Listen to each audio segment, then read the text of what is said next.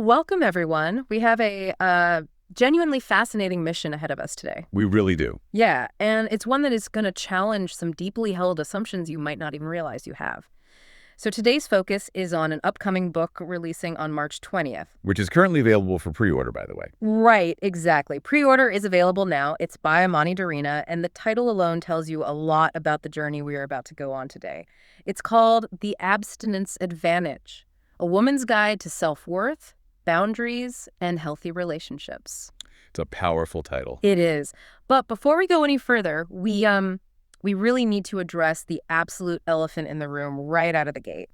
And that is the word abstinence. Oh, absolutely. It's a loaded word. It's so loaded. For a lot of us, that word carries a heavy suitcase full of preconceived notions. You hear it, and you might instantly picture, strict moral codes or rigid religious rules. Or a deeply uncomfortable health class lecture from high school. Yes, exactly that. Just pure discomfort. But we are taking all of that historical and cultural baggage today and throwing it right out the window. Completely out the window. Because what Amani Darena does in this book is completely strip away all that moralizing ideology. Yeah. Our baseline for today's discussion is understanding that the abstinence advantage presents abstinence strictly as a practical, psychology-grounded strategy. Which is such a refreshing take. It really is. Yeah. It is not framed as a punishment. It's not a judgment on anyone's lifestyle. Yeah. Instead, she positions it as an intentional tool.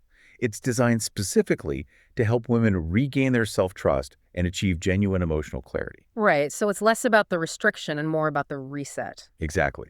Think of it as hitting the pause button to perform a complete reset of your entire psychological landscape. Okay, let's unpack this. Because to understand why a tool like this is even necessary, we have to look at who this book is written for, right? And the specific problem they're trying to solve. Darena targets this book toward women over 30 who are actively navigating the complex landscape of modern dating. And it is a complex landscape. Oh, it's a minefield. These are women who have been actively trying to build connections, but they're consistently finding the process more draining than rewarding. Yeah, and the book identifies the core issue driving these women as profound emotional burnout. But burnout is the perfect word for it. It is. And we aren't talking about everyday fatigue here or just needing a weekend off from the dating apps. This is the exhaustion that comes from being caught in relentless cycles of confusing relationships. The back and forth. Yes, the whiplash of constant emotional highs and lows, where 1 minute a connection feels intensely secure, and then the next there's this sudden, inexplicable distance. Which is maddening. It's totally maddening. And over time, navigating that volatility leads directly to blurred boundaries. A really poignant observation Darena makes is that this burnout is especially acute for women who feel they are investing incredibly deeply in romantic relationships. They're pouring everything into it. Right. Pouring their time, their emotional labor, their care into a dynamic, only to find that these heavy investments ultimately undermine their personal sense of peace. And their core self-worth. Exactly. To put that into perspective for you listening, think about being on a treadmill at the gym. At first, it's a brisk walk. You're energized. Everything is fine. You got your music playing. Right. You're feeling good. But then the speed keeps ticking up and the incline gets steeper. Suddenly, you are at a full sprint just to keep up. Just to not fall off. Yes. Yeah. You are losing your footing, and all your energy is dedicated simply to not falling flat on your face. That's such a good analogy. Because you can't focus on your form, you can't enjoy the run, and you certainly can't look up to see where you actually want to go. That is what this specific type of modern dating burnout feels like. And Darena isn't suggesting you just need to find better running shoes here. No. Or learn a new sprinting technique. She is telling you to hit the big red emergency stop button. A deliberate pause. A deliberate pause is necessary so you can step off the machine entirely, catch your breath, and remember what solid ground actually feels like. Because when you are constantly in motion like that, trying to keep up with the shifting dynamics of a confusing relationship, you simply do not have the cognitive or emotional bandwidth to assess your own well-being. You're just reacting. Exactly.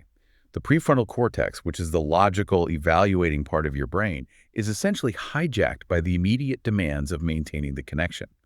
So the structured pause Darena outlines provides a highly specific framework to use that break effectively. She doesn't just say, hey, take a break. No, she gives you a psychological roadmap for exactly what to do with that time. Here's where it gets really interesting.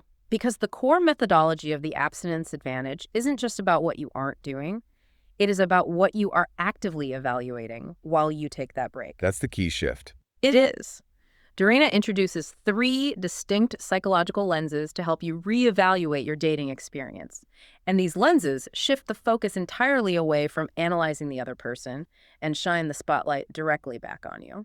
Which is where the power is. Right. So let's start with the first one, which is nervous system safety. What's fascinating here is how deeply grounded this first lens is in fundamental human biology. It's not just theory. Not at all. Nervous system safety provides the underlying why for this entire concept. When you are in the thick of modern dating, particularly in those early uncertain stages where you don't fully know where you stand, your nervous system is often running in a state of hyperarousal. You're just waiting for the other shoe to drop. You're constantly anticipating the next text message, analyzing subtle shifts in a partner's tone of voice, worrying about the trajectory of the relationship. That creates a state of dating urgency. It's an underlying anxiety. Yes, it keeps your fight or flight response perpetually simmering just below the surface. Wait, so I have to ask, is a delayed text message actually triggering a biological survival response? Because that sounds extreme, but also knowing how it feels in the moment, it makes a lot of sense. It absolutely triggers a survival response, and here is why. Human beings are fundamentally wired for connection. Historically speaking, isolation meant danger. Right. If you were separated from the tribe, you wouldn't survive. Exactly. So when a new romantic connection is inconsistent or confusing, the brain perceives that inconsistency as a threat to your social safety. Wow. It responds by flooding your system with stress hormones, specifically cortisol. So it's a physical reaction. Yes. Over weeks or months of navigating a situationship or an unpredictable partner, you end up operating with chronically elevated cortisol levels. You are essentially living in a state of low-grade threat. So by stepping away entirely, by choosing this period of abstinence, you are literally cutting off the source of that stress hormone spike. Precisely. By making a conscious decision to temporarily step away from all sexual and romantic entanglements, you remove the environmental triggers. You take away the threat. And your nervous system finally gets a chance to regulate itself. The cortisol levels drop. The constant vigilance fades. The brain is allowed to shift out of that exhausting state of urgency and settle into a state of calm evaluation. Returning your body to its natural baseline of peace. Yes, though it is important to note that the initial phase of this pause might actually feel uncomfortable. Like a withdrawal. Exactly like a withdrawal, because your brain has grown accustomed to the dopamine spikes of intermittent reinforcement, the high of finally getting the text after a period of silence. The relief. Right. But once you push through that initial discomfort, the biological calm that sets in is profound. That biological calm seems like a prerequisite for doing any sort of real self-reflection. I mean, if I'm sitting in my apartment and the brain fog is cleared and I'm no longer panicking about a relationship dynamic, what am I actually supposed to be looking at with this newfound clarity? That brings us directly to the second psychological lens Darena introduces, which is attachment awareness. Yep. Once your nervous system is regulated, you actually have the capacity to identify your own deeply ingrained relational patterns. Things you couldn't see before. Right. Attachment awareness is the process of looking at how you typically respond to intimacy. Do you tend to chase it when a partner pulls away? Do you push a partner away when they get too close? Or do you subconsciously choose partners who require you to overfunction? Yes, or constantly prove your worth. It's almost like giving yourself the psychological distance to watch your own game tape from last season, rather than trying to coach yourself while you're actively on the field getting tackled. Well, that's brilliant. Because you can't analyze the play when a 300-pound linebacker is running straight at you. That analogy hits the nail on the head. When you are in the middle of a live emotional entanglement, you lack the objective distance necessary to see those patterns clearly. You're too in it. If your attachment system is activated, meaning you are feeling anxious about abandonment or maybe overwhelmed by engulfment, you are too busy reacting to the other person's behavior to analyze your own. Right. The strategic abstinence creates a buffer. You suddenly have the psychological distance required to safely observe and understand your own attachment style without the immediate pressure of a live relationship triggering your insecurities. Can you give an example of what that realization might look like in practice? Like, what does someone see when they watch their own game tape during this pause? Let's say a woman frequently finds herself with partners who are emotionally unavailable. A very common It's scenario. very common. While in the relationship, she might view her behavior as simply fighting for the connection, or she might think she's just communicating her needs by constantly texting or asking for reassurance. Thinking she's just doing the work. Right. But during this period of abstinence, with a regulated nervous system, she might look back and realize that her behavior wasn't actually about healthy communication at all. What was it? It was an anxious attachment response. She was seeking external validation to soothe her internal panic. And recognizing that pattern is a massive step forward. Right. Because you cannot change a dynamic until you accurately identify your role in it. You have to own your part. Yes, it allows you to become a compassionate, objective observer of your own behavior. And observing that behavior naturally forces you to consider what you actually need to feel safe and secure. Right. Which brings us to the third lens, boundary clarity. Yes. Darena makes a really specific distinction here between external boundaries and internal boundaries. Boundary clarity is the natural byproduct of the first two lenses. So you have Yeah. a regulated nervous system and you have a deep awareness of your attachment patterns. The foundation is there. Exactly. Often when people talk about boundaries in dating, they focus almost entirely on external boundaries. Like making rules for the other person. Yes, these are the rules you try to impose on them. Things like, you need to text me back within an hour, or you have to commit to seeing me twice a week. But if an internal boundary is just about my own behavior, how does that actually protect me from someone else acting poorly or being inconsistent?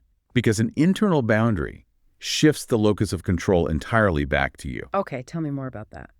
An internal boundary is about knowing, with absolute certainty, what you will and will not accept in your life to protect your peace, and then dictating your own response if those conditions aren't met. So it's an if-then scenario. Right. So instead of the external boundary of trying to force someone to text you more, which is trying to control them, the internal boundary is, I require consistent, reliable communication to feel secure in a relationship. Okay. If I am in a dynamic that lacks that consistency, I will remove my energy and walk away. I see.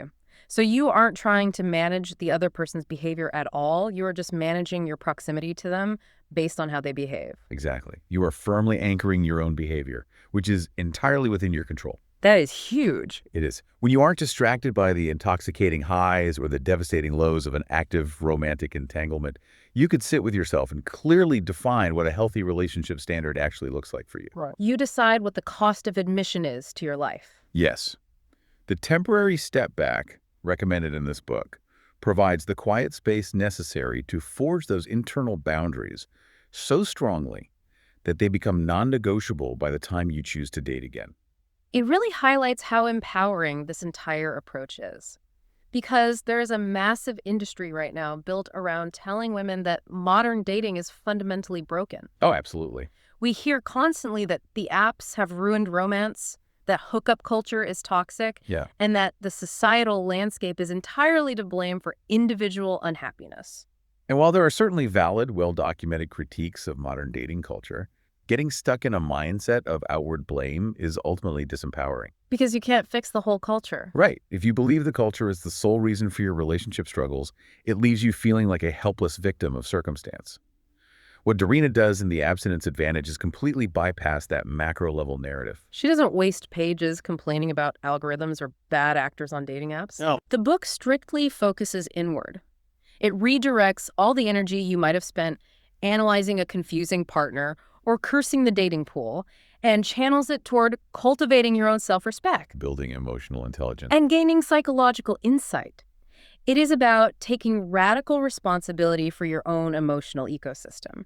If we connect this to the bigger picture, the ultimate goal of this temporary abstinence isn't just about avoiding relationships. Right, it's not hiding. It is certainly not about retreating from the world or developing a fear of intimacy. The goal is the active development of personal authority. Personal authority. I love that phrase. When a woman takes this intentional time away to regulate her nervous system, observe her attachment patterns without judgment, and solidify her internal boundaries, she is building an absolute fortress of self-trust. And that changes the entire dynamic of how she operates moving forward, right? Because she isn't desperately seeking a relationship to fix her anxiety or validate her worth. Precisely. It allows her to evaluate future relationship dynamics from a deeply grounded, secure place. She knows her own baseline. It ensures that when she does choose to re-enter the dating world, She does so with a profound understanding of her own worth. She practically guarantees she will enforce healthier relationship standards because she has vividly remembered how good her baseline of peace feels. She approaches dating from a place of established clarity rather than a place of urgency. Exactly. So, what does this all mean for you listening right now? If we distill this deep dive down to its most crucial takeaway, it is this.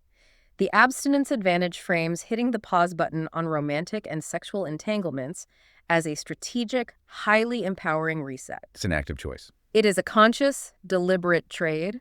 You are choosing to trade the relentless exhaustion of relationship confusion and emotional burnout for the deep, lasting rewards of relational stability and unshakable self-trust. It's a necessary intervention for your nervous system to clear away the fog.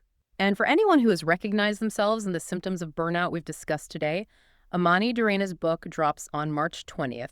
It is available for pre-order now if you want to explore these tools further. This raises an important question, though, and it is something I want you to mull over as you go about the rest of your day. I love these final thoughts. We have spent this entire discussion unpacking how temporarily stepping back from romantic and sexual entanglements can effectively reset your nervous system and reveal your true baseline of peace. Ugh. But dating is rarely the only chaotic area in our lives where we overinvest and lose our footing. That is very true. So ask yourself, what other chaotic areas of your life right now, whether it be an exhausting career dynamic, the constant demanding noise of social media, or even certain draining one-sided friendships, might profoundly benefit from a strategic, temporary abstinence to help you rebuild your personal authority?